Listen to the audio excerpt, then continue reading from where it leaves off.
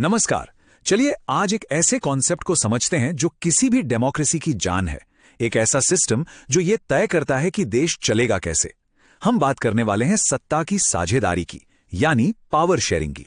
तो इस पूरी चर्चा में हम क्या क्या समझने वाले हैं। सबसे पहले सत्ता की साझेदारी का मतलब क्या है, फिर ये जरूरी क्यों है, और आखिर में इसके 4 सबसे जरूरी रूप कौन कौन से हैं। यह स्ट्रक्चर आपको नोट्स बनाने में भी काफी मदद करेगा। तो चलिए सबसे पहले और सबसे जरूरी सवाल से ही शुरू करते हैं कि आखिर ये सत्ता की साझेदारी है क्या। लेकिन साझेदारी को समझने से पहले जरा 1 मिनट रुककर ये सोचते हैं कि ये सत्ता या पावर आखिर है क्या चीज, इसका मतलब क्या होता है।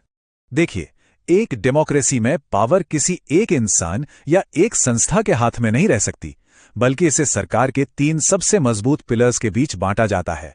पहला विधायिका, जो कानून बनाती है। दूसरा कार्यपालिका, जो उन कानूनों को लागू करती है। और तीसरा न्यायपालिका, जो ये देखती है कि सब कुछ संविधान के हिसाब से हो। बस यही है सत्ता की साझेदारी का सबसे बेसिक आइडिया। अच्छा, ये तो समझ आ गया कि सत्ता की साझेदारी होती क्या है, पर सवाल यह है कि इसकी जरूरत ही क्यों है। मतलब क्यों ये इतनी जरूरी है किसी भी डेमोक्रेसी के लिए। देखिए, इसके पीछे 2 बहुत ही मजबूत वजहें हैं।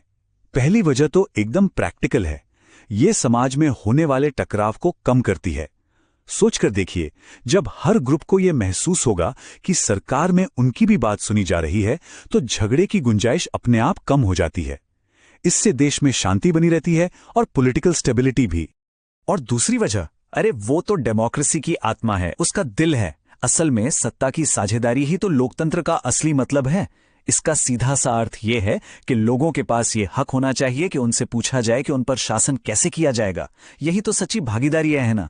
तो अब जब हम ये समझ चुके हैं कि सत्ता की साझेदारी क्या है और क्यों जरूरी है, तो चलिए अब इसके अलग अलग रूपों को, इसके अलग अलग फॉर्म्स को जरा करीब से देखते हैं। सबसे पहला है सत्ता का क्षैतिज, यानी हॉरिजॉन्टल डिस्ट्रीब्यूशन। इस सिस्टम को हम चेक्स एंड बैलेंसेस का सिस्टम भी कहते हैं, मतलब नियंत्रण और संतुलन। सरकार के तीनों अंग, विधायिका, कार्यपालिका और न्यायपालिका, एक ही लेवल पर काम करते हैं। इसका फायदा यह है कि कोई भी अंग अनलिमिटेड पावर का इस्तेमाल नहीं कर सकता, क्योंकि बाकी दोनों उस पर नजर रखते हैं। सोचिए, यह एक टीम की तरह है, जहां हर कोई एक दूसरे के काम पर नजर रखता है ताकि कोई गड़बड़ ना हो। ठीक है, तो ये था हॉरिजॉन्टल डिस्ट्रीब्यूशन। अब चलते हैं इसके दूसरे टाइप पर, जिसे कहते हैं सत्ता का ऊर्ध्वाधर, यानी वर्टिकल डिस्ट्रीब्यूशन। आगे बढ़ने से पहले जरा 1 सेकंड सोचिए, हॉरिजॉन्टल और वर्टिकल, इन दोनों में सबसे बड़ा फर्क क्या होगा। नाम से ही कुछ अंदाजा लग रहा है ना। एक में सब बराबर हैं, दूसरे में लेवल ऊपर नीचे हैं। तो जैसा कि नाम से ही पता चल रहा है, जहां हॉरिजॉन्टल में पावर एक ही लेवल पर बढ़ती है, वहीं वर्टिकल में ये ऊपर से नीचे की तरफ अलग अलग लेवल्स पर बांटी जाती है। अरे, अपना देश भारत इसका सबसे बढ़िया उदाहरण है। ये पिरामिड देखिए, सबसे ऊपर है केंद्र सरकार, फिर आती हैं राज्य सरकारें, और सबसे नीचे के लेवल पर हैं हमारी लोकल सरकारें, जैसे पंचायतें और नगर पालिकाएं। चलिए अब बात करते हैं तीसरे तरीके की, और ये तरीका तो भारत जैसे डाइवर्स देशों के लिए बहुत बहुत ज्यादा मायने रखता है। ये है अलग अलग सोशल ग्रुप्स के बीच पावर शेयरिंग। ये पजल के टुकड़े देख रहे हैं, एक समाज भी तो ऐसे ही होता है ना। हर टुकड़ा अपनी जगह जरूरी है। ठीक इसी तरह ये जरूरी हो जाता है कि जो माइनॉरिटीज हैं, जो थोड़े कमजोर वर्ग हैं, उन्हें भी लगे कि सत्ता में उनकी भी हिस्सेदारी है। इसलिए धार्मिक और भाषाई समूहों के बीच भी सत्ता को बांटा जाता है।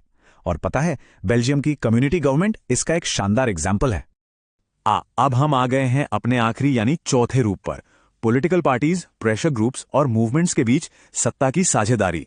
देखिए, डेमोक्रेसी की सबसे बड़ी खूबसूरती ही यही है कि पावर किसी एक की जागीर नहीं होती। वो हमेशा चलती रहती है, बदलती रहती है, बिल्कुल इन गियर्स की तरह। अलग अलग पॉलिटिकल पार्टियां एक दूसरे से मुकाबला करती हैं। इससे सत्ता किसी एक हाथ में नहीं टिकती। और सिर्फ पार्टियां ही नहीं, व्यापारियों, किसानों, मजदूरों के जो ग्रुप्स होते हैं, वो भी सरकार के फैसलों पर असर डालते हैं।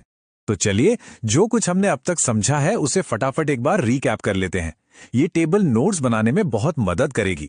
पहला, क्षैतिज वितरण, यानी सरकार के अलग अलग अंगों के बीच।